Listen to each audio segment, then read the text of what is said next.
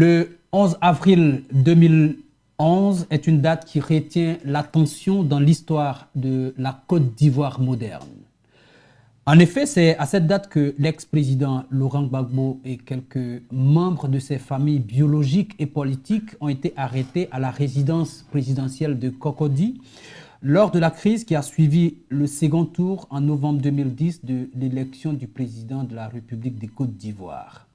10 ans après, jour pour jour, ce dimanche 11 avril 2021, que retenir de cette période? L'Intelligent TV revient sur la problématique à travers cette édition spéciale. À cet effet, nous recevons deux invités.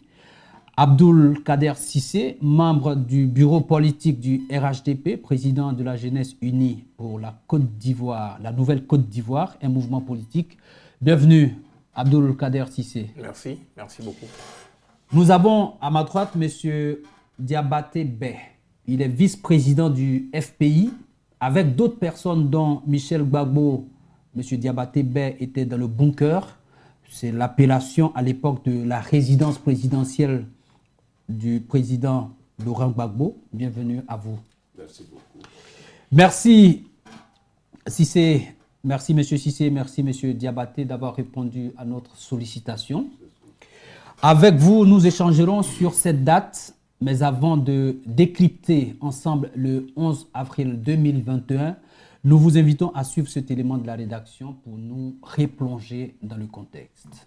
Lundi 11 avril 2011, une date qui marque un tournant dans l'histoire récente de la Côte d'Ivoire. Si le 11 avril 2011 est considéré pour des Ivoiriens et des Ivoiriennes comme l'épilogue de la crise qui a suivi le second tour de l'élection présidentielle de novembre 2010, cette date est aussi perçue par d'autres comme le début d'un processus de réconciliation nationale encore en cours en Côte d'Ivoire. Tout commence en octobre 2010. Le 31 octobre précisément, les Ivoiriens sont appelés à choisir le président de la République de Côte d'Ivoire parmi 14 au premier tour. Parmi les candidats figurent le président sortant Laurent Gbagbo, Alassane Ouattara, président du RDR, et Henri Konan Bédié, président du PDCI RDA. À l'issue du scrutin du 31 octobre 2010, le candidat Laurent Gbagbo obtient 1 756 504 voix, soit 38,04% des 4 617 821 suffrages exprimés. Le candidat Alassane Ouattara obtient quant à lui 1 481 091 voix, soit 32,07% des suffrages exprimés selon les résultats proclamés par le président du Conseil constitutionnel Yao Ndré Paul. Un second tour est organisé le 21 novembre 2010 pour départager les deux candidats. L'élection présidentielle se déroule sur l'ensemble du territoire dans un climat apaisé sous la supervision de l'opération des Nations Unies en Côte d'Ivoire. Néanmoins, des cas de fraude ont été dénoncés par les partisans des deux candidats. Lors de la proclamation des résultats provisoires du scrutin par la CEI, le monde entier a droit à une scène entre le porte-parole de cette institution, Bamba Yacouba, et Damana Picasse, commissaire représentant la majorité présidentielle LMP du président Laurent Gbagbo.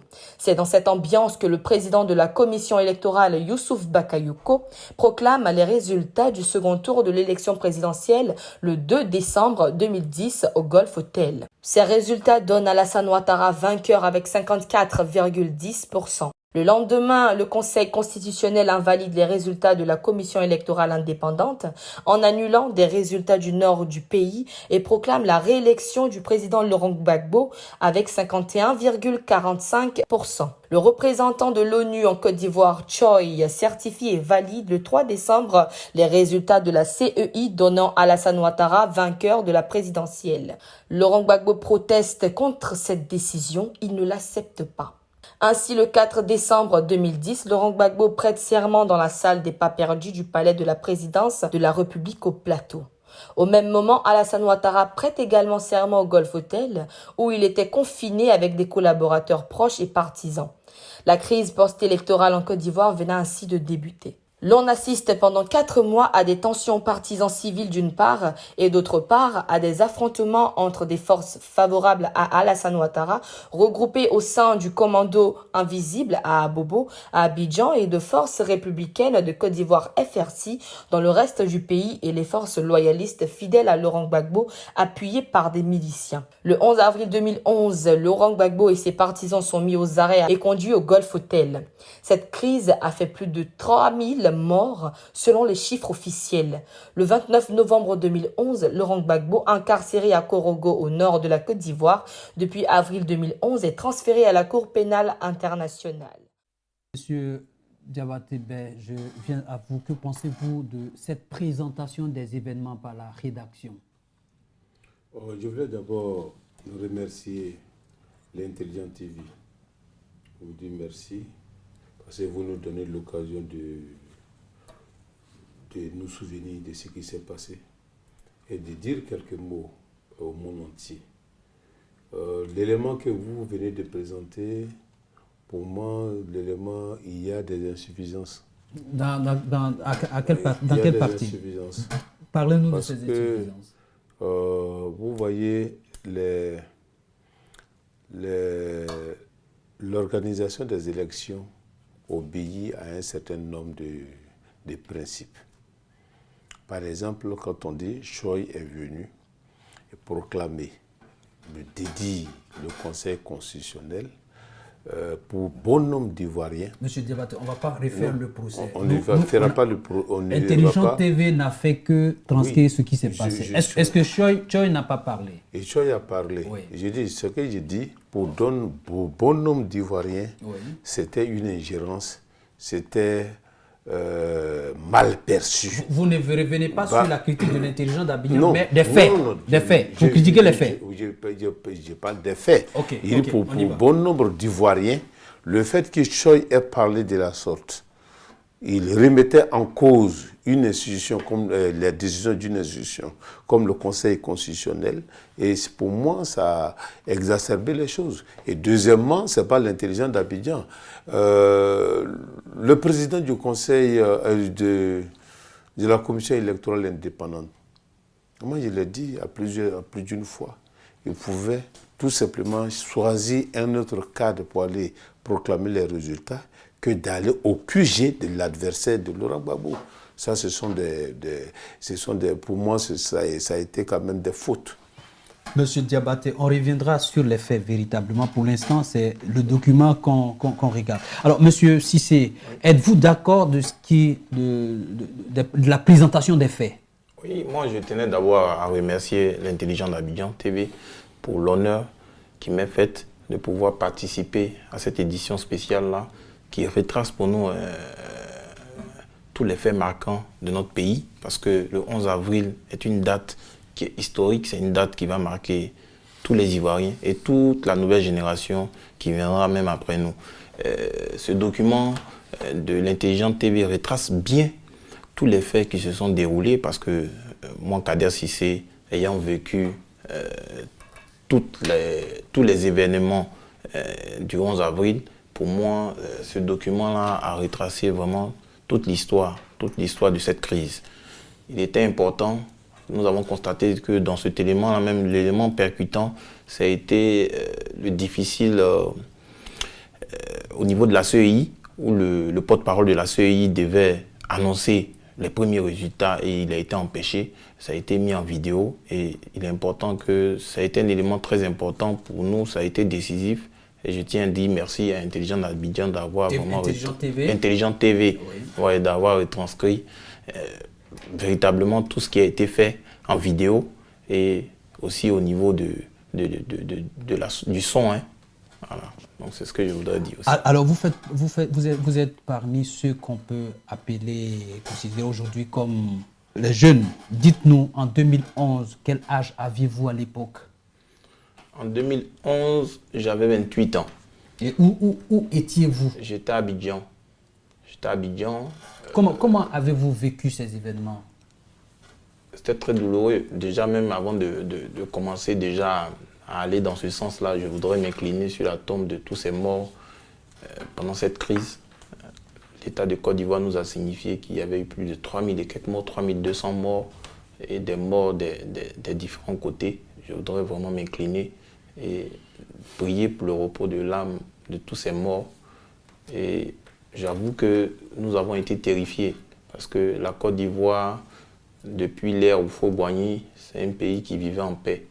Et venir vivre ces années de turbulences, ces années de violence, cette période de violence, pour nous, c'était difficile parce que nous, à l'école, quand on nous enseignait déjà l'histoire de notre pays, il n'y avait jamais eu une page dans notre livre d'histoire où on parlait de crise. On reviendra tout à l'heure, on reviendra sur cela. Monsieur Diabaté Bey, l'on a dit tout à l'heure, vous étiez dans le bunker. Dites-nous comment cela s'est passé. Bon, avant de revenir comment cela s'est passé, je voulais quand même rappeler que le 11 avril est une date noire pour nous autres. Le 11 avril est une date noire. Et nous autres, même on peut appeler ça l'assassinat de la démocratie. L'assassinat de la démocratie parce que le 11 avril, nous tous, on pouvait trépasser. Nous étions à la résidence de Laurent Gbagbo. Donc vous avez pensé à un moment que vous ne sortiriez pas vivant. Oui, puisque nous n'étions pas avec des militaires, nous n'étions pas avec une armée. Laurent Gbagbo, à sa résidence, était avec sa famille et ses amis proches et ses proches collaborateurs. Il n'y avait pas une armée en tant que telle quand on nous bombardait pendant 10 jours. Pendant 10 jours, nous avons été bombardés par l'armée française, par l'ONUCI. Pendant 10 jours, nous avons souffert. Pendant 10 jours de bombardement, on se posait la question, à quand la fin? Moi, je le dis parce que... Alors, racontez-nous un peu vos journées dans les bunkers, comment ça se passait? Mais les journées étaient des journées difficiles. Des journées difficiles parce que tu as en main des enfants de moins de 2 ans, des enfants, même des bébés de 8 mois, tu as des enfants de 5 ans, il faut les canaliser. Et les avions ne font que tirer. Il faut tout faire pour les canaliser. C'était des moments difficiles. Et j'ai fui un moment où même avoir à manger, c'était difficile. Quand vous êtes dans ces situations, et puis les gens, bon, ils racontent autre chose sur les chaînes, mais tu te poses la question, dans quel monde nous sommes? Dans quel monde nous sommes? Quand les gens disent, Laurent Gbagbo avait une armée, et chez lui, à la main, quelle armée? Pour faire quoi? Quelle armée? Quel président conscient, quel être humain conscient va prendre ses enfants, ses petits-enfants, ses amis, les enfermer dans une maison, et puis il est assis parmi eux avec une armée pour faire une guerre? Monsieur Diabaté, dites-nous, comment vous vous êtes retrouvé dans le bunker, vous? D'abord, je suis très proche de la famille Gbagbo. Depuis 1990, je suis militant du Front populaire ivoirien. J'ai pris ma carte de militant du FPI quand j'avais 18 ans. Et ensuite, dans le militantisme, Michel Gbagbo, qui est mon frère, est devenu mon ami. On est devenus amis depuis les années 90. Et nous sommes restés ensemble jusqu'à ce jour. Nous sommes toujours des amis. On se fréquente, on s'appelle et nous sommes restés des amis. Et quand à Angré, où j'habitais, le commando invisible a pris ces quartiers et que la ville, la sécurité dans la ville d'Abidjan avait commencé à être dégradée, j'ai pris la résolution de rejoindre la résidence. J'ai dit, c'est mon choix. Je suis fidèle à Laurent Gbagbo. Si je dois mourir, c'est là-bas que je vais mourir. Et vous êtes allé comment? Alors, je me suis déguisé et je suis allé jusqu'à la résidence de Laurent Gbagbo, où j'étais avec mon ami Michel, avec sa famille, sa femme, ses enfants, sa soeur, son papa. On était tous là.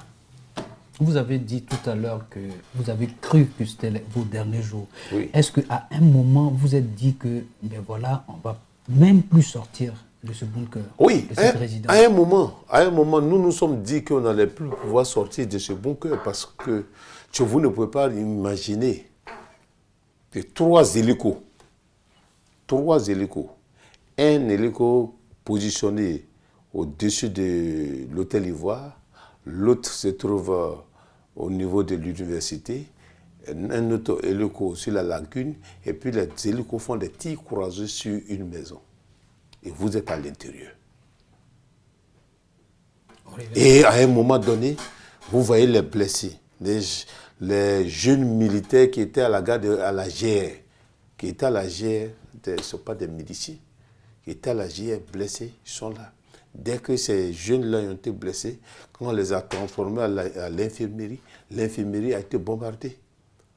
Ces jeunes gens, il faut trouver de l'alcool pour pouvoir les soigner les plaies. Ça a été difficile. Pour moi, le 11 avril, c'est une date que je ne vais jamais oublier. Comme on l'a dit en introduction. Monsieur Cissé, vous l'avez entendu tout à l'heure, son témoignage. Qu'en dites-vous? Que dites-vous de son témoignage? Moi, je suis stupéfait de ce que mon aîné vient de dire, parce que déjà qu'il était dans un bunker, je suis étonné qu'il connaisse déjà la position des hélicos. Nous rappelons que le bunker, c'est la résidence du président. Bien sûr. Et le bunker se retrouvait dans le sous-sol. Et déjà, dans le bunker, tu connais déjà la position des hélicoptères. Cela veut dire que peut-être il y avait des caméras qui te montraient la position des hélicos. Et encore, dans un bunker, quand on est bombardé dans un bunker, on sait comment la maison devient. Soit la maison elle est détruite complètement pour que vous soyez engloutis. Donc, je tenais à dire dans un premier temps que les hélicos qui étaient postés juste au-dessus des Ivoiriens à Abidjan servaient de bouclier pour détruire tous les armes, tous les chars qui étaient autour de la résidence. Et les vidéos qui sont sur les réseaux sociaux, même qui sont sur Internet, l'attestent. Et ça n'a jamais bombardé une maison. Ça, je tenais à le dire encore avec les preuves à l'appui. Je voudrais encore dire que pendant cette période... Attention. Avant qu'il ne continue... Monsieur Dabaté, vous allez parler après. Avant qu'il ne continue, tout à l'heure, il vient, tout à l'heure. Monsieur Dabaté, c'est nous qui dirigeons le débat. Après, vous allez parler. Merci. Je souhaiterais dire encore que pendant cette période de crise-là, pendant que des personnes étaient dans le bunker, des gens rentraient dans les maisons pour les enlever, pour aller les abattre. Des milices. Et ces milices-là, tout le monde le sait, c'était quel type de milices. Ces milices-là rentraient tard dans la nuit, dans la maison des gens, pour les abattre. Ces personnes n'étaient pas dans les bunkers. Et ces personnes-là ont été des victimes. Moi, je souhaiterais que vraiment, on ait tous cette conscience-là de savoir qu'on a eu beaucoup de victimes. Et aujourd'hui, on ne doit pas s'appesantir sur notre propre personne. On doit comprendre qu'on a fait des erreurs. Les Ivoiriens ont payé cash. Il faut passer à autre chose. Passer à autre chose, c'est passer en mode réconciliation. On ne peut pas oublier tous ceux qui sont tombés sur les champs de bataille, tous ceux qui sont tombés sans avoir les armes, qui ont été abattus froidement. Mais il est important de passer à autre chose pour que les Ivoiriens vraiment puissent revivre les glorieux moments qu'ils ont vécus pendant l'ère Félix Houphouët-Boigny, ou bien qui sont en train de vivre les conclusions pendant l'ère Alassane Ouattara. Monsieur Dabaté, vous voulez réagir tout à l'heure. Je voulais réagir tout à l'heure rapidement. Mais vous voyez, je voulais dire à mon jeune frère d'être cohérent. La cohérence, c'est quoi? Tout à l'heure, avant qu'on ne commence l'émission, l'Intelligent TV a présenté les faits. Et dans les faits, vous avez bien vu la résidence où le président de la République de Côte d'Ivoire dormait. Vous avez vu ça en feu. Et vous avez dit qu'effectivement, ces faits-là ont été vraiment bien retransmis. Mais vous ne pouvez pas venir me dire que comment j'ai fait pour savoir. Parce que quand on dit le mot bunker, c'est vrai. Mais la résidence là a été construite de telle sorte que, comme vous n'avez pas eu la chance d'y être, je peux vous expliquer qu'à un moment donné... La chance ou la malchance? Et non, parce qu'il n'était pas au pouvoir. C'est-à-dire, je ne parle pas de moment de bombardement. Oui. Mais je veux dire que à la résidence, on sortait. Tu peux sortir dans la cour pour prendre des choses. Mais dans la cour, là, on voit la position des hélicos. Et puis, les hélicos tiraient sur la résidence. Mais je vais vous faire une petite confidence. Cette résidence-là, elle a été rasée par Bédié, reconstruit en béton et recouvert de marbre par Bédié. Malheureusement, il n'a pas eu la chance de... Monsieur Diabaté Bey, le temps imparti pour cette rubrique est terminé. Oui. Nous reviendrons tout à l'heure. Après cette réaction, nous invitons à suivre une réaction, celle de monsieur Jean Kouadio Bonnet, aujourd'hui proche du président du FPI Pascal Affi-N'Guessan et à l'époque membre de la majorité présidentielle pro-Gbagbo. Des événements douloureux pour la Côte d'Ivoire. L'arrestation du président Gbagbo, des membres de sa famille, de la plupart des cadres du Front populaire ivoirien, Pascal Affi-N'Guessan et autres, a été un moment très très très douloureux pour nous les militants, mais également pour de nombreux Ivoiriens. C'est la première fois qu'un président en exercice était arrêté de cette façon, sa femme brutalisée. Franchement, ça a été des moments pénibles. Personnellement, j'ai dû aller en exil au Ghana. L'exil n'a pas été facile. Ma résidence personnelle a été entièrement pillée. Le carrelage, les portes, les fenêtres, enfin, tout est parti, hein, même les WC, ils n'ont rien laissé. Voilà, il a fallu tout reconstruire. Donc évidemment, ce sont des événements qui vous marquent à vie. Mais on se dit, malgré tout, on a eu la chance d'être en vie, alors que certains sont morts. Donc nous rendons grâce à Dieu d'avoir au moins eu la vie sauve. Et on espère que ce sont des tristes souvenirs que les Ivoiriens n'auront plus à revivre. Monsieur Diabaté Bey, est-ce qu'on peut dire que la Côte d'Ivoire a frôlé le pire ce jour-là? Oh oui, on peut dire que la Côte d'Ivoire a frôlé le pire parce que Laurent Gbagbo et ses proches pouvaient être abattus par les forces ennemies, comme on a l'habitude de l'appeler. La Côte d'Ivoire a frôlé le pire. Vous avez l'habitude de l'appeler. La Côte d'Ivoire a frôlé le pire parce que ces jours-là, je peux dire que si il arrivait que Laurent Gbagbo, sa vie était, et ses proches et sa famille disparaissaient, la crise ivoirienne allait prendre une autre tournure. Ceci dit, je pense que nous devons réfléchir et repenser à la Côte d'Ivoire, notre Côte d'Ivoire. Avec du recul, les Ivoiriens doivent se poser mille et une questions. On arrivera sur les questions et vous allez donner vos perspectives de solution. Alors, M. Cissé, oui. Est-ce qu'on peut dire que la Côte d'Ivoire a frôlé le pire ce jour-là? La même question. Nous, on peut confirmer que nous avons frôlé le pire, mais il était bien aussi de savoir que nous avons aussi un homme avec une carrure de paix, son Excellence le Président de la République Alassane Ouattara, qui a ordonné à l'armée de Côte d'Ivoire, parce qu'il était déjà le président élu, il a ordonné à l'armée de Côte d'Ivoire d'aller prendre le président Gbagbo dans sa résidence sans y être touché. Et c'est ce que l'armée a fait. L'armée est partie, l'armée a récupéré le président de la République, a récupéré même M. Diabaté aussi, en vie, et là, ils les ont ramenés au Golfe.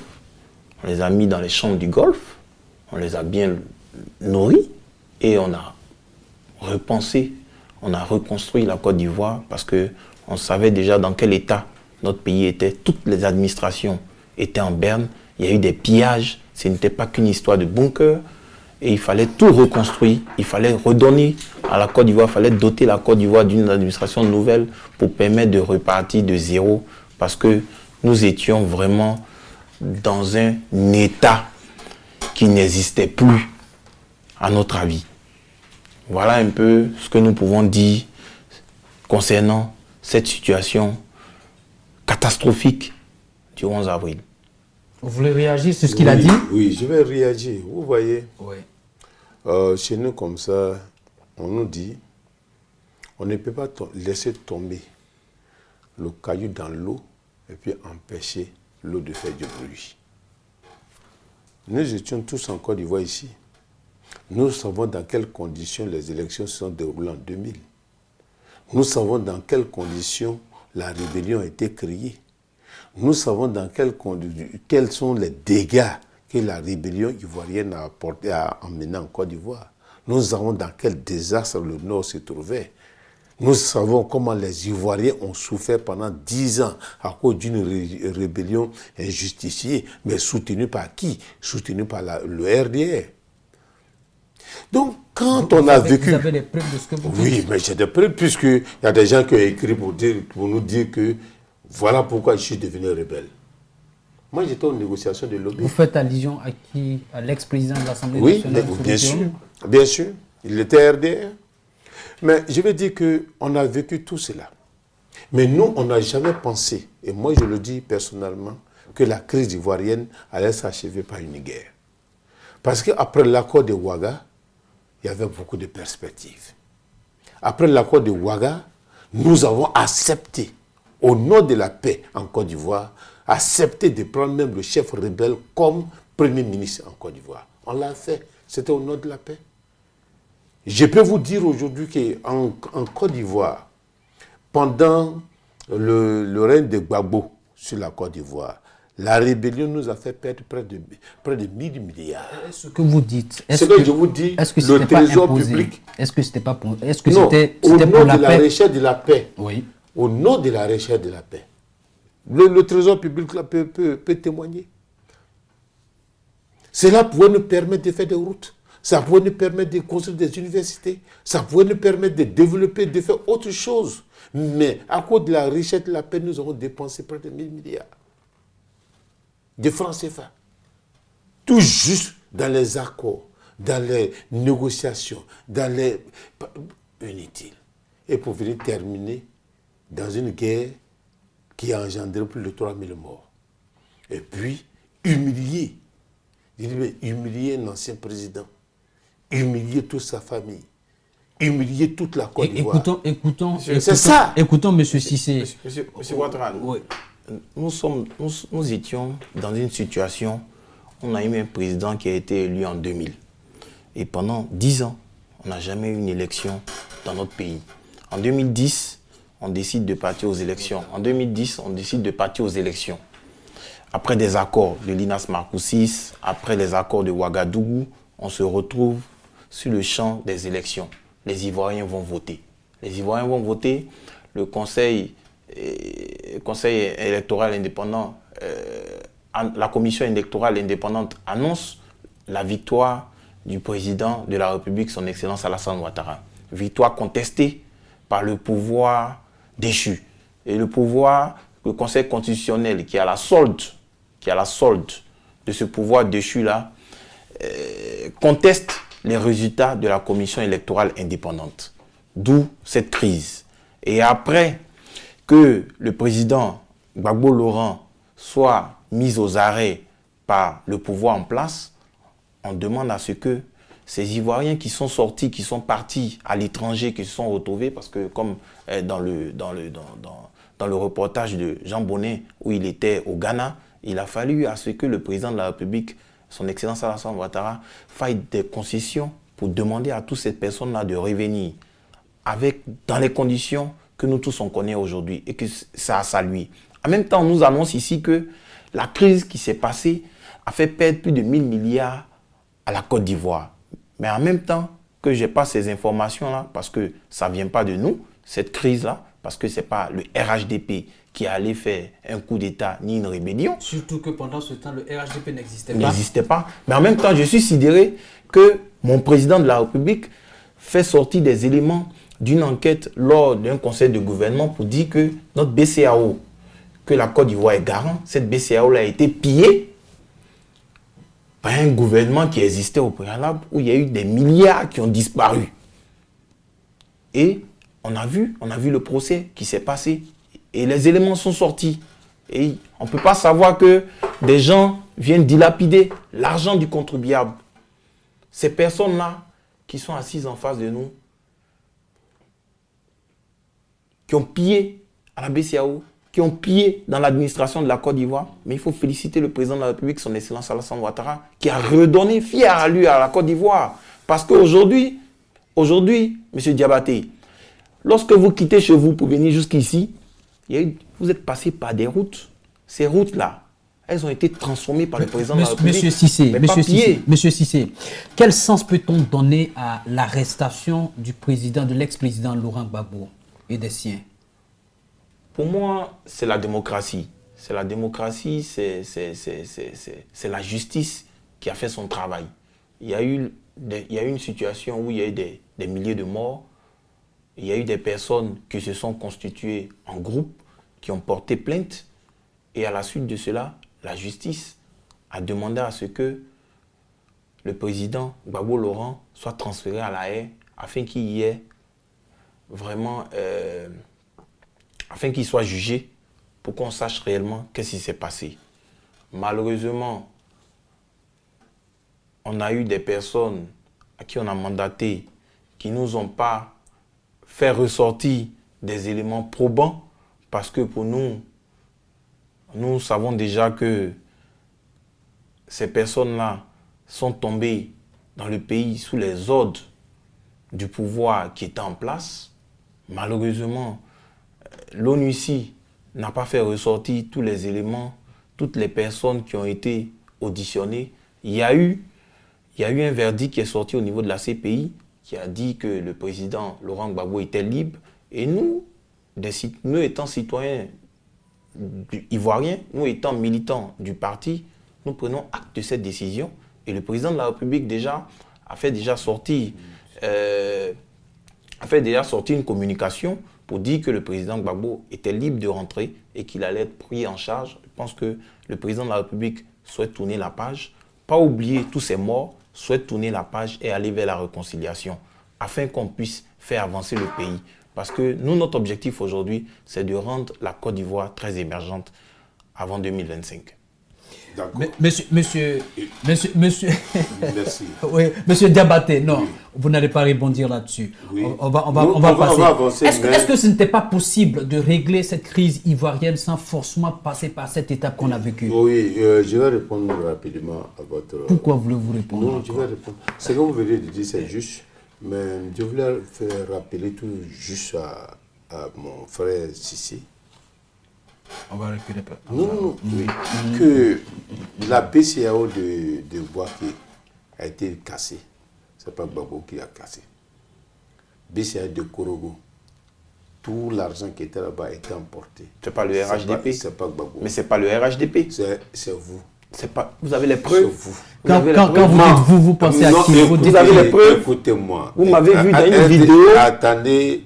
En train de piller la BCEAO. Vous étiez en train de parler tout à l'heure. Je vous ai écouté. Non, monsieur Diabaté, la sagesse, laissez-le s'exprimer. La sagesse allez-y, monsieur Diabaté. Vous me laissez aller jusqu'au bout de mes idées. Allez-y, vous avez la parole.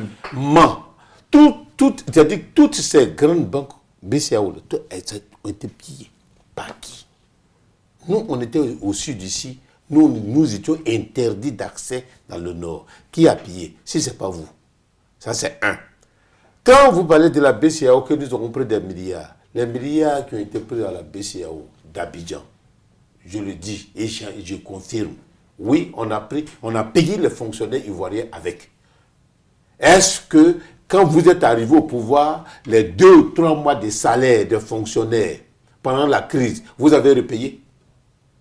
Est-ce que vous avez repayé les salaires des gens? Monsieur Diabaté. Quand toutes les banques étaient fermées, Monsieur Diabaté. Non, je vais répondre à votre question. Non. Vous avez répondu déjà. Monsieur Ouattara, quand vous pillez l'argent dans une banque, que vous prenez des espèces, ces fonctionnaires-là, vous allez payer par la main. Je vous en prie. Monsieur Diabaté, finalement, on écoute qui? Normalement. Monsieur Diabaté, si vous poursuivez Gbagbo pour avoir cassé la BCEAO, si on poursuit... Le sujet est-ce que les fonctionnaires ont été payés à la main levée? Est-ce qu'on ne pouvait pas résoudre la crise ivoirienne sans passer par cette étape? Je le dis, on pouvait résoudre la crise ivoirienne autrement. Oui. Je le dis, On a un petit souci en Côte d'Ivoire. Oui. Le petit souci que nous avons en Côte d'Ivoire, je pense que c'est un problème d'ego. Chacun de nous. Il faut que nous revoyions, quel que soit le parti politique, il faut que nous revoyions notre méthode, nos méthodes de gestion des crises. Je me rappelle bien que nous, à notre niveau, j'étais avec le président Mamadou Coulibaly, nous avons fait beaucoup de tentatives, de rapprochements. Paix à son âme, le président Foloko, il n'est plus. Il y a eu beaucoup de tentatives de rapprochement. Malheureusement, je le dis aujourd'hui sur le plateau, il y a encore beaucoup de contemporains dans ce pays. Un jour viendra où nous allons retracer véritablement ce qui s'est passé pendant la crise post-électorale en Côte d'Ivoire. Je le dis et je pèse bien mes mots. Il y a beaucoup de mensonges. Il y a beaucoup de personnes qui viennent raconter des choses qui n'ont jamais existé dans cette crise. Ok, merci. Et je le dis, hein, on pouvait le faire. Oui. On pouvait le faire, mais la paix n'arrangeait pas certaines personnes. La paix n'arrangeait pas certaines personnes. On en parlera quand on parlera de réconciliation. Alors, quelle est votre réaction par rapport à ce qu'il a dit? Il n'est pas Ouattara. Je pense que M. Coulibaly, ouais, désolé. Allez-y. Je pense qu'on a manqué de sagesse. Vous parlez des Ivoiriens oui, en général. On a manqué de sagesse parce que pendant toute cette période-là, ceux qui étaient dans le bunker avaient un représentant qui communiquait avec le monde extérieur dans les négociations, qui est aujourd'hui le ministre Alcide Djedje, qui dans les négociations nous avait informé à toute la Côte d'Ivoire, à toute l'opinion internationale, que le président Laurent Gbagbo allait céder et allait reconnaître la victoire du président de la République. Malheureusement, cela n'a pas été fait et on a vu tout ce qui a été fait dans le futur et c'est dommage, c'est très dommage. Et je suis content parce que lorsque j'ai vu la dernière interview du président Laurent Gbagbo, j'ai senti beaucoup de sagesse et je suis convaincu que aujourd'hui, la sagesse que le président de la République, Alassane Ouattara, a, cette sagesse-là, le président Laurent Gbagbo commence à l'avoir. Et ça nous augure vraiment un pays très réconcilié pour les années futures. Vous avez quelque chose à dire là-dessus? Oui, je pense bien que nous avons commis des erreurs dans le passé. De part et d'autre. De part et d'autre, nous avons commis des erreurs. Nous avons commis des erreurs parce que les Ivoiriens ont lié leurs mains, leurs pieds, pour aller donner ça à la communauté internationale. C'est ça qui a exacerbé la crise en Côte d'Ivoire. Si les Ivoiriens s'étaient mis d'accord, avaient accepté de s'asseoir ensemble pour discuter, je suis convaincu que nous n'allons pas arriver à cette situation. Discussion, ça tombe à la réconciliation. Monsieur Kwadjo Konan Bertin Dikakabe est le ministre de la Réconciliation nationale et de la cohésion sociale. Il donne son témoignage ici sur le 11 avril 2021. Avril 2011 nous rappelle des moments difficiles et tristes de notre histoire. L'histoire de notre peuple, notre si beau pays. Le 11 avril avait été le point culminant qui marquait donc l'arrestation de l'ancien président, le président Laurent Gbagbo. Ce qu'on a appelé la crise post-électorale. C'est des souvenirs douloureux. Tout le monde se rappelle de ces 3000 morts de citoyens innocents qui n'auraient jamais trouvé la mort dans les circonstances que tout le monde sait. Le tout n'est pas de revisiter notre histoire, de s'en plaindre.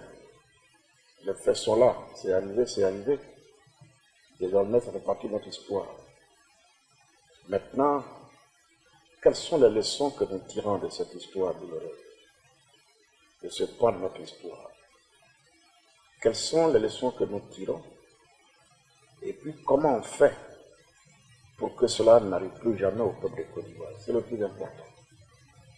Parce que, heureusement pour nous, tous les Ivoiriens ne sont pas morts ce jour-là. Il y a eu 3000 morts. Encore une fois, je salue leur mémoire. Encore une fois, je m'incline devant leur mémoire. Et encore une fois, je renouvelle toutes mes condoléances à ces familles-là qui ont perdu des êtres proches et si chers. C'est la Côte d'Ivoire tout entière qui a été endeuillée à ce moment-là. Donc c'est un deuil que nous portons tous ensemble. Le temps n'est plus à remuer le couteau dans la plaie. Le temps évolue. Nous sommes maintenant dans le temps de l'oubli et le temps du pardon. Quelle est votre réaction suite donc au témoignage du ministre Kwadjo Konan-Bertin? Je pense que sa réaction est sage. La réaction de mon frère, le ministre Kakabe, est sage. Parce que lui-même, il s'est trouvé au Golfe. Lui-même, il s'est trouvé au Golfe. Et ce jour-là, il sait dans quelle posture il était face à Laurent Gbagbo. Lui-même revenir et tenir ce discours de sagesse, moi, ça me réjouit. Mais je le disais tantôt,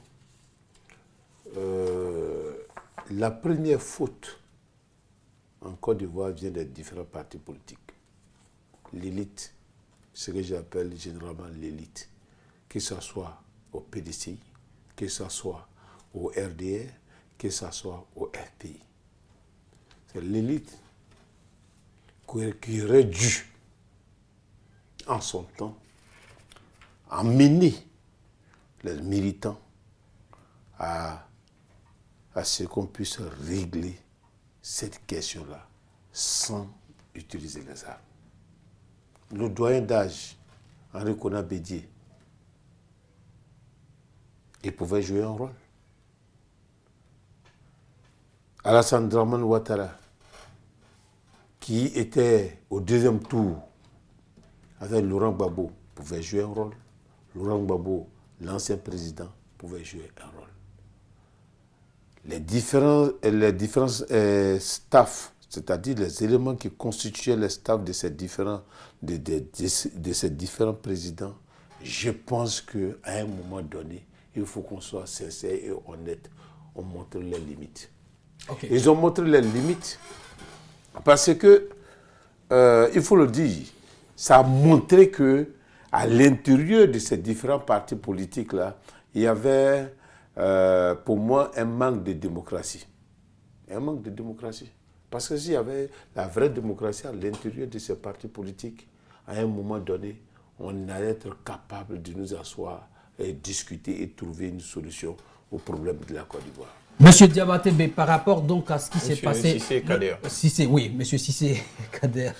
Par rapport donc à ce qui s'est passé, que pensez-vous? Est-ce que vous pensez que la création d'un ministère de réconciliation et de cohésion sociale, avec l'expérience qu'on a vue en Côte d'Ivoire de CDVR et de Conarive?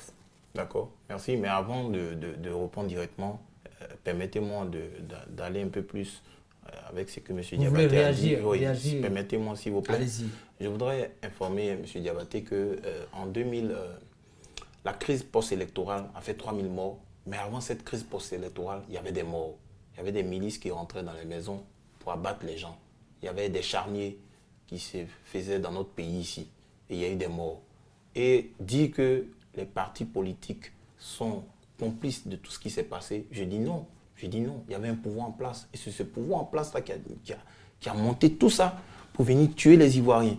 Et aujourd'hui, on est dans un temps de pardon. Le ministre Kakabe vient de le dire. On ne peut pas oublier, mais il faut pardonner. Il faut pardonner pour reconstruire le pays. Il faut pardonner pour penser toutes ces plaies-là. Et aujourd'hui, Alassane Ouattara est déjà dans ce sens-là, par la création de ce ministère de réconciliation nationale, où le président Kakabe, le candidat Kakabe qui était candidat aux élections présidentielles et que je tiens à féliciter déjà, qui a décidé d'aller pendant que d'autres qui étaient dans des partis politiques ont décidé de ne pas partir après avoir allé faire acte de candidature. pour nous, c'était passage. Et ça, on allait retomber dans ce qui s'était passé en 2010. On revient sur la question. On a connu l'expérience de CDVR, on a connu l'expérience de Conarive. Est-ce que la création d'un ministère dédié à la réconciliation et à la cohésion sociale valait la peine? Elle valait la peine parce que les commissions là géraient directement avec les protagonistes, avec les victimes directement. C'était des commissions qui étaient mises en place pour dédommager les victimes, pour les identifier, mais pas aller dans le sens réel même de réconciliation.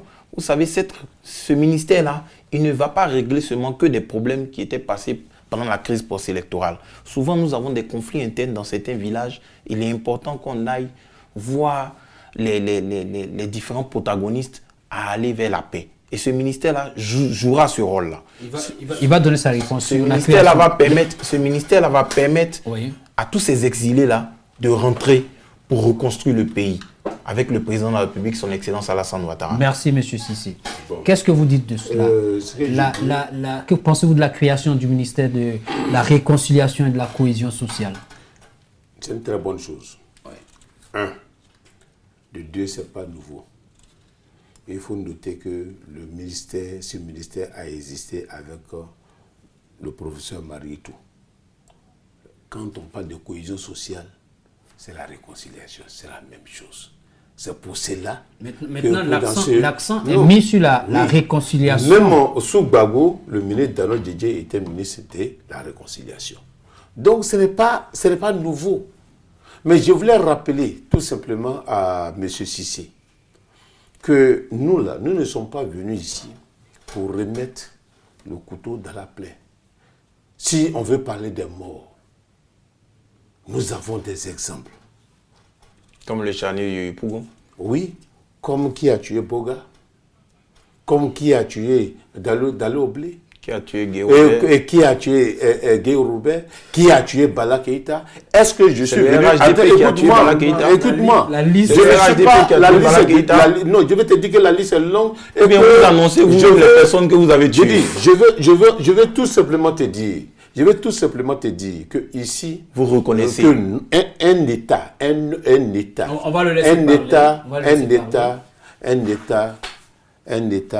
a son histoire. Et que dans l'histoire d'un pays, l'histoire là n'est pas linéaire. Et que la paix aussi n'est pas linéaire. Et il se peut qu'à un moment donné de la vie d'un État, il y ait des déviations. Il y a des déviations de part et d'autre. Parce que ce n'est pas Babou Laurent qui a créé la rébellion. Il y a des déviations. Et si nous sommes sur ce plateau, c'est pour ensemble, qu'on se mette ensemble d'un côté, du même côté, et regarder le problème, au lieu de s'asseoir, dire tel a tué tel, tel a tué tel. Vous avez quelle preuve pour montrer que c'est Babou Laurent qui a monté les gens pour tuer les gens? Alors qu'il vient d'être blanchi. Le simple fait que il vient d'être blanchi par la communauté internationale. Donc, écoutez-moi, que nous sommes déjà engagés pour aller vers la réconciliation. Je vais terminer en te disant que si on va aller dans ce sens, mais vous n'aurez même pas d'argument. Parce que je ne suis pas venu pour ça. Je suis venu pour... Vous n'êtes pas venu pour vous réconcilier? Non, je ne suis pas venu pour mettre le couteau dans la plaie. Oui. Je ne suis pas venu pour lui dire, ressasser le passé, les conneries, excusez-moi du terme passé, je suis venu là pour qu'on parle d'une Côte d'Ivoire. Ce sont des conneries. Non, parce que c'est une bêtise. La bêtise humaine, c'est de ôter... Non, de la bêtise humaine, c'est de ôter la vie à un individu. Ça, je le condamne de toutes les formes. Et vous allez fouiller partout, vous ne verrez jamais Diabaté Bey qui a été associé à quoi que ce soit comme ce genre de violence. Je ne le ferai jamais dans ma vie. Ok. Je vais... Non. Vous avez parlé de la réconciliation. Oui. La réconciliation. Oui, c'est parce qu'il y a manque de réconciliation en Côte d'Ivoire que le ministère a une importance.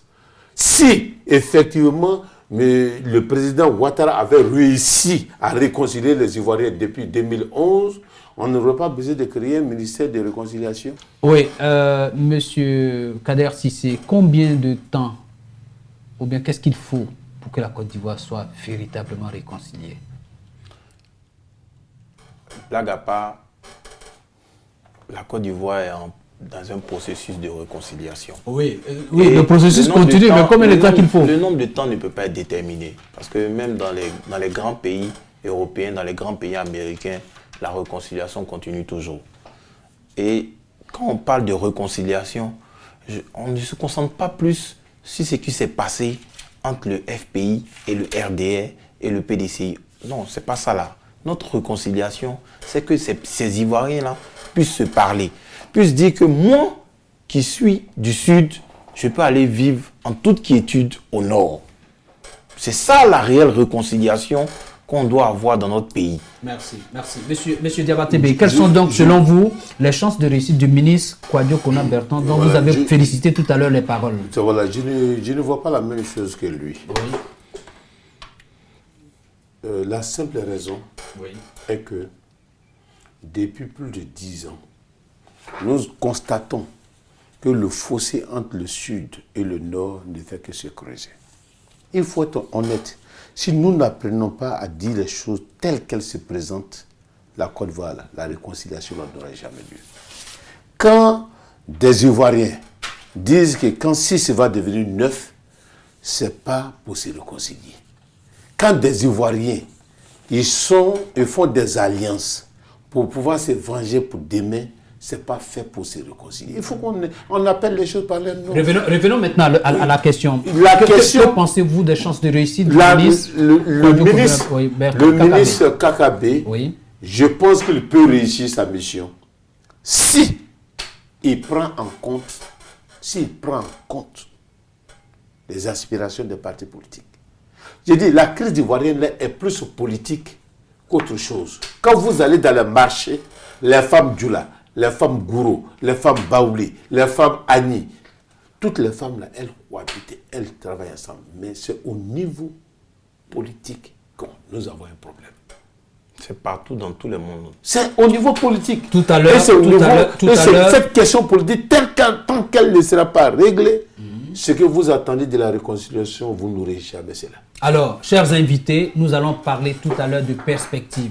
Le ministre de la Réconciliation et de la Cohésion sociale parle du retour de l'ex-président Laurent Gbagbo et de Charles Blé Goudé. Suivons donc cet élément. Écoutez, c'est quand même l'État de Côte d'Ivoire qui a transféré Laurent Gbagbo et Charles Blé Goudé à la haie. Le gouvernement ivoirien, ça veut donc dire que nous avons confiance en cette juridiction. Nous avons confiance en la CPI. Si nous leur avons envoyé Laurent Gbagbo et Charles Blé Goudé, c'était pour que la vérité soit sur de tous. La CPI, donc, a donné son verdict. Un verdict que tout le monde respecte. Ma joie à moi, c'est que le chef de l'État, le président Alassane Ouattara, lui-même, a pris acte de leur acquittement définitif et mesurant toujours l'intérêt de son peuple, il a même dévancé tout le monde en indiquant sa disponibilité à ouvrir ses bras, à les accueillir, à organiser, même que l'État accompagnerait tout ça. Ça vous montre à quel point il fait preuve de grandeur d'esprit et de grandeur d'âme. Kader Cissé, avec le retour annoncé du président Laurent Gbagbo et Charles Blé Goudé et des exilés, est-ce que aurons-nous une réconciliation définitive? Oui, ça va faciliter beaucoup de choses au niveau de la réconciliation vraie que nous recherchons dans notre pays. Le président de la République sait déjà a déjà fait beaucoup d'exilés sont revenus. Et quand ils reviennent, on leur donne la possibilité d'aller parler avec le militant, d'aller parler avec le membre de famille pour leur dire qu'il faut passer à autre chose. Il faut aider le pouvoir en place à pouvoir redonner vraiment une autre image de notre pays. Et je suis convaincu que l'arrivée du président Laurent Gbagbo, qui est un non-événement, il revient chez lui à la maison parce que c'est son pays. Pourquoi vous dites que c'est un non-événement? C'est un non-événement parce qu'il revient chez lui à la maison. Il revient 10 ans passés. Oui, mais il revient chez lui à la maison. Prisonnier quand même. Si le président Laurent Gbagbo partait il était quand même prisonnier. Faso, il était quand même prisonnier. Il était prisonnier à la haie. Donc quand on dit non-événement, comment vous expliquez cela? Prisonnier. C'est vrai que les thèmes prisonniers, détenus, c'est des thèmes qui, pour moi, qui sont différents dans le sens. Voilà, il a été jugé, on l'a dit non coupable. Pour moi, il n'est plus prisonnier. Il n'a pas été prisonnier. Un ex-prisonnier alors. Bon, les gens utilisent les thèmes comme ils veulent, mais moi je dis celui qui est prisonnier, c'est celui qui a été jugé coupable et qui est enfermé. Le président Laurent Gbagbo revient dans son pays, il va parler avec ses militants, il va parler avec sa famille et nous allons aller dans le processus qui était déjà enclenché, ce processus de réconciliation-là qui était enclenché par le président de la République, son Excellence Alassane Ouattara. Monsieur Diabaté, vous qui êtes membre du FPI, est-ce que le retour de l'ex-président Laurent Gbagbo et de Charles Blé Goudé et des autres exilés peut apporter une réconciliation définitive en Côte d'Ivoire? Oui. Je peux répondre par l'affirmative que ça va apporter une réconciliation vraie en Côte d'Ivoire. Mais quand je le dis, des Ivoiriens peuvent me dire mais le FPI est divisé. Est-ce que vous avez réussi à vous réconcilier avant que vous ne cherchiez à réconcilier le reste des Ivoiriens?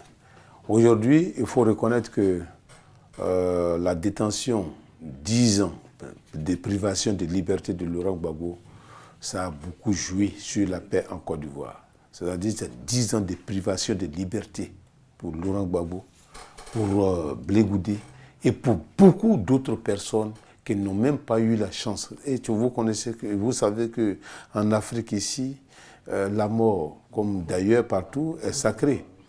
Beaucoup de personnes n'ont même pas pu assister à l'enterrement de leurs proches, y compris Laurent Gbagbo lui-même. Sa propre mère est décédée. C'est parce qu'il était privé de liberté, qui n'a pas pu participer. C'est pareil aussi pour le président Alassane Ouattara qui n'a pas pu voir aussi. Je veux dire que. N'a pas vécu l'enterrement aussi. Je veux dire que et qui a été déterré. Son retour en Côte d'Ivoire dans ces conditions, ça va apporter l'apaisement et ça va permettre à beaucoup de personnes de mettre beaucoup d'eau dans leur Nyamakoudji, selon moi. Chers invités, pour la circonstance, nous avons recueilli du moins l'avis de 5 Ivoiriens qui se prononcent sur le 11. Désormais, je pense que chaque Ivoirien devrait par conséquent discuter ou dialoguer pour s'entendre sur les problèmes qu'on n'arrive pas à gérer facilement. On doit beaucoup plus miser sur le dialogue parce qu'avec ce qu'on a connu, vraiment, ça ne nous a pas beaucoup aidé. Surtout nous les jeunes de ce pays, ça nous a beaucoup mis en retard. Tous les acteurs politiques, ceux qui sont au devant, doivent s'asseoir. Même si on peut être opposant, mais on n'est pas ennemi. Hein. Voilà, être opposant ne veut pas dire qu'on est ennemi. Donc on peut s'asseoir, parler des problèmes, des différents problèmes que nous avons et puis trouver un terrain d'entente pour pouvoir faire avancer le pays. Les enfants du pays ont besoin aussi de M. Laurent Gbagbo, notre ancien président. Il faut qu'il vienne avec son frère, M. le président Alassane Ouattara. Ils peuvent s'asseoir et parler de beaucoup de choses pour laisser tomber les querelles de les années passées, tout et tout. Et puis on reprend un nouveau départ. Ces événements donnent assez de leçons à chaque Ivoirien. Moi, ce que j'aimerais dire aujourd'hui, en tant que jeune de la Côte d'Ivoire, moi, je fais appel à toutes les jeunes de ce pays de s'unir et puis lutter pour la même cause de ce pays. Parce que nous sommes tous des fils et filles de ce pays. On doit pas, les querelles ne doivent pas nous diviser. Voilà. En réalité, on doit s'unir davantage pour aller de l'avant. Parce que vu aujourd'hui notre pays, en tant qu'au dernier plan de l'Afrique même, dans les études ivoiriennes, ce n'est pas normal. Voilà. On doit chasser des esprits négatifs et puis s'intégrer dans la positivité pour aller de l'avant. Pour que la Côte d'Ivoire soit réconciliée, ce que moi je peux demander aux autorités de ce pays, c'est de s'unir, de faire appel à la réconciliation et libérer tous les prisonniers politiques, faire rentrer tous les exilés dans ce pays et puis s'asseoir autour d'une table ronde et discuter. Pour que Charles Blé Goudé et puis le président Laurent Gbagbo rentrent pour que la réconciliation définitive s'installe dans ce pays. Je suis très contente que le président soit libéré. C'est une grâce pour la Côte d'Ivoire. Voilà, c'est une grâce pour la Côte d'Ivoire. Parce qu'être coupable, et par la grâce de Dieu, Dieu manifeste sa puissance pour que tu sois libéré. Ce n'est pas tout le monde. Il y a des gens qui peuvent rester. Il y a des gens qui peuvent rester. Et il y a des gens qui ne peuvent plus revoir leur famille. Mais Dieu a permis que notre président, notre fils, notre frère, notre ami, ils reviennent. C'est la grâce de Dieu. Donc je suis vraiment très contente. Et ça fait aujourd'hui 10 ans. 10 ans de prison. Tout ce que je souhaitais, que la paix en Côte d'Ivoire. La paix totalement. Que son arrivée en Côte d'Ivoire, que Dieu change les données, que Dieu change beaucoup de choses, afin que la paix revienne, pour que le cœur des Ivoiriens soit réjoui. Bon, 10 ans après ce que je vais dire, en tout cas pour la libération du président Gbagbo, en tout cas c'est une très très bonne nouvelle pour l'ensemble des Ivoiriens, en tout cas. Parce qu'il fallait ce monsieur-là pour que la réconciliation vraie naisse en Côte d'Ivoire. C'est ce que nous avons besoin. Mais le président Ouattara a intervenu autrefois, la dernière fois, sur la RTI, la télévision, pour dire que non, que lui, il prenait en charge les frais de son retour. Mais il y a une chose qui n'est pas mentionnée. Les 20 ans de condamnation. Est-ce que le gars va faire cas de ça? On ne sait pas. Mais il faut que nous disent aux Ivoiriens que non, qu'il va administrer les deux. Pour que les gars rentrent. Parce que ça serait que le gars rentre, puis après là, on va l'arrêter pour le mettre en prison. C'est pas une très bonne idée pour les Ivoiriens en tout cas. C'est un peu essentiel pour la réconciliation vraie de la Côte d'Ivoire. L'ensemble de tous les Ivoiriens, c'est un grand pied essentiel à vrai dire. En tout cas, pour sa libération, on est content. Nous attendons que son arrivée et puis pour que tout redémarre en Côte d'Ivoire. Cette histoire-là, je suis content à ce que Gbagbo soit libéré. Ça libère toute la Côte d'Ivoire elle-même. Maintenant, ici en Côte d'Ivoire, dire qu'on est sorti encore de la crise, on n'est pas encore sorti. Parce qu'il faut qu'ensemble, on s'asseye et qu'on règle notre problème à nous pour dire qu'on a fini et ensemble, on a applaudi pour la Côte d'Ivoire de demain. Voilà réellement ce que je vois. Actuellement, le président vient de dire qu'il donne tout le droit à Gbagbo, qu'il va aller le chercher quand Gbagbo veut rentrer. C'est mieux. Mais l'amnistie qui lave tout, ici en Côte d'Ivoire, c'est ça qu'on attend de lui-même. Monsieur Cissé Kader, oui. Que pensez-vous de ces réactions? Ces réactions-là sont les mêmes réactions que nous avons tous. Mais je tenais à dire aussi à certains, sur l'élément aussi, il y a des personnes aussi qui n'ont pas toutes les informations nécessaires. Ça ne sert à rien que le président vienne s'asseoir devant la nation ivoirienne, dire que le président Laurent Gbagbo peut rentrer quand il veut, et puis quand il va venir, on va le mettre aux arrêts. Voilà. Le président rentre dans son pays et toutes les conditions nécessaires seront mises en place pour son retour, afin qu'il puisse retrouver sa famille et ses militants. Donc nous, on attend son retour pour qu'il puisse participer très rapidement au processus de réconciliation nationale. Monsieur Diabaté, quelle est votre réaction vis-à-vis de ces avis? Oui, c'est pratiquement la même réaction. Vous savez qu'actuellement... Donc, une fois, vous vous entendez? Non, oui, parce que vous savez qu'actuellement, nous sommes les plus heureux. Nous avons été accusés de tous les maux d'Israël dans ce pays. Qui rend tout le monde heureux. Et puis, Dieu merci, on allait à la CPI. Il y a des gens qui nous disaient comme ça que quand on va à la CPI, on ne revient plus. Dieu merci, Laurent Gbagbo sera de retour en Côte d'Ivoire. Il sera accueilli par tous les militants, par tous les Ivoiriens. Et le connaissant, je pense que Laurent Gbagbo va participer à la construction d'une paix solide en Côte d'Ivoire. Parce que je pense que c'est un monsieur de paix. Il n'a jamais été un homme de va-t-en-guerre. Et tous les Ivoiriens le savent. Et donc nous sommes très sereins. Et nous allons nous organiser pour l'accueillir. Et ensuite, nous allons repenser la Côte d'Ivoire. Merci. Monsieur Cissé Kader, ce sera votre dernière parole. Quel est votre appel aux politiciens et aux populations de Côte d'Ivoire pour une Côte d'Ivoire qui vise l'essentiel? Moi, je voudrais d'abord vous remercier. Merci pour ce temps d'antenne-là. l'opportunité qui m'est faite. L'intelligent.tv. Oui, remercier l'intelligent.tv et les féliciter déjà pour la qualité du service.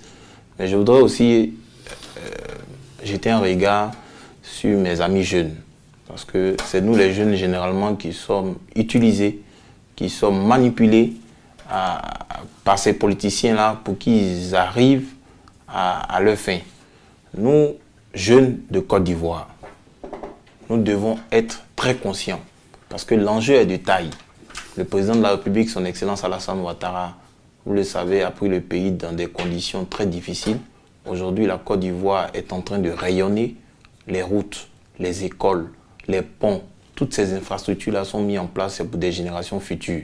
Je suis convaincu que lorsque même le président de la République, l'ancien président de la République, Laurent Gbagbo, viendra à Abidjan, quand il va commencer à traverser l'aéroport jusqu'à son domicile, il fera un tour chez le président Alassane Ouattara pour le féliciter pour le travail remarquable. Parce qu'il verra, il va passer, je suis convaincu, sur le 3e pont et il dira que la Côte d'Ivoire est en chantier. Et ce chantier-là, ce vaste chantier-là, il est mis pour nous les jeunes. Pas pour des personnes de 3e âge, pas pour les personnes de 4e âge, mais pour nous les jeunes. Quand on voit l'emploi jeune qui a été mis en place pour pouvoir aider tous ces jeunes-là à trouver du boulot et qui est en train d'être fait à financer des projets, il faudrait qu'on puisse continuer dans ce sens-là. Et cela peut se faire que par la paix. Pour les politiciens, il serait vraiment très intéressant de leur dire d'arrêter de parler le matin de guerre et puis le soir de se retrouver dans des cafés ou bien dans des maisons avec d'autres personnes pour aller faire des arrangements politiques. Ces politiciens-là doivent rester sincères. Ces politiciens-là doivent rester francs. Il faut arrêter de venir dire quelque chose la journée et puis dire le contraire encore la nuit. Nous demandons à ces politiciens-là de rester très sincères. De rester très sincères comme nous avons l'habitude de le faire au sein du RHDP. Parce que nous sommes sincères. Et c'est parce que nous sommes sincères que la Côte d'Ivoire est en train d'évoluer. La Côte d'Ivoire est en train d'avancer. Pour le bonheur de tous. Oui, Monsieur Diabaté B, vous avez 1 minute 30 secondes à parler à la jeunesse, aux populations de Côte d'Ivoire et aux politiciens. Parce qu'il n'est pas jeune? Non, en ce qui concerne la jeunesse, j'avoue que je suis un peu déçu. Je suis un peu déçu parce que quand nous faisons une analyse de la liste électorale de la Côte d'Ivoire, nous avons environ 36% des jeunes seulement qui sont inscrits sur la liste électorale. Pour une population qui a plus de 70%, qui est à plus de 70% jeunes. Quel est votre appel? L'appel est de dire aux jeunes qu'il n'y a pas de miracle, il n'y a pas de solution miracle. S'ils veulent qu'il y ait un changement en Côte d'Ivoire, c'est de se mobiliser pour s'inscrire sur la liste électorale et de participer véritablement aux élections pour qu'il y ait des changements. Tous ceux qui parlent des coups d'État, tous ceux qui parlent des changements par la force, ce sont des rêveurs. Et aux politiques, et aux hommes politiques, qu'ils apprennent, dans un premier temps, à faire l'alternance au sein de leurs partis politiques. Ensuite, l'alternance sur le plan national. Aujourd'hui, le gros problème que nous avons dans nos différents partis politiques, c'est le culte de la personnalité. Les jeunes qui sont là, c'est le culte de la personnalité à l'intérieur des partis politiques. Or, nous, au pays, ce sont des choses que nous avons dénoncées à son temps. Il faut changer. Le culte de la personnalité tue les partis politiques. Et c'est ce qui fait que vous avez l'impression, vous qui êtes au RDP, que tout va bien. Mais demain matin, quand on dira que M. Alassane Ouattara n'est pas là, il y a une nouvelle crise qui va commencer. Comme chez vous. Oui, comme chez nous. Comme chez nous. Les débats sont ouverts. Les débats sont ouverts. À l'intelligence. Oui. Nous sommes au terme de cette édition spéciale. Nous sommes au terme de cette édition spéciale. Monsieur Diabaté, nous sommes au terme de cette édition spéciale. Nous, on est déjà dans un allez-y, votre dernier passation. mot. C'est déjà la fin. Mon dernier mot, c'est d'encourager les Ivoiriens à aller à la paix. La paix n'est pas facile. pardonner là n'est pas facile. Chacun de nous a perdu quelqu'un et quelque chose pendant les 10 dernières années, surtout pendant la crise post-électorale de 2011. Moi, je souhaite qu'on pardonne, qu'on se pardonne mutuellement, que les Ivoiriens ils sortent de l'ethnicisme, qu'ils sortent du tribalisme, qu'ils sortent des questions du communautarisme, que les Ivoiriens apprennent à créer une nation, la nation ivoirienne. Merci, merci beaucoup. Nous recevions M. Abdoul Kader Cissé du RHDP et M. Diabaté Bey du FPI. Nous avons échangé sur les enjeux 10 ans après les événements du 11 avril 2011, marqués par l'arrestation du président Laurent Gbagbo et le début de la fin de la crise, pouvons-nous le dire, post-électorale. Chacun a dit sans ressentir ses souhaits et ses attentes 10 ans après. Merci de votre passage à l'intelligent.tv. Mesdames et messieurs, nous vous remercions de nous avoir suivis. Et continuez toujours de nous suivre sur toutes nos plateformes, sur toutes les plateformes de l'intelligent.tv, notamment sur le site internet, l'application ainsi que les réseaux sociaux. À bientôt. Merci. Merci.